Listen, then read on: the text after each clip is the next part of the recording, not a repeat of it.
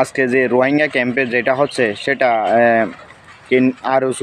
আরসু যেটা নাম আছে সেটা শুধু বাংলাদেশে নির্যাতন করতেছে, সাধারণ রোহিঙ্গাদেরকেও নির্যাতন করতেছে এবং কি বাংলাদেশের মানুষকেও নির্যাতন করতেছে। ওনারা পাহাড়ে থাকে, ইয়াতে থাকে, ওইটা কিভাবে সম্ভব হয়?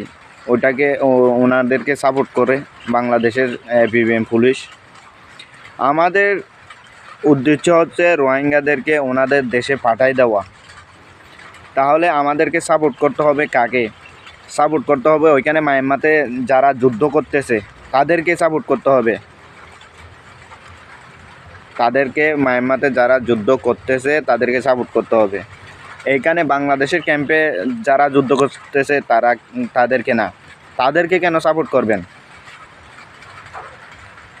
মায়ানমারে যারা যুদ্ধ করতেছে মূলত আরএসএ গ্রুপ আছে,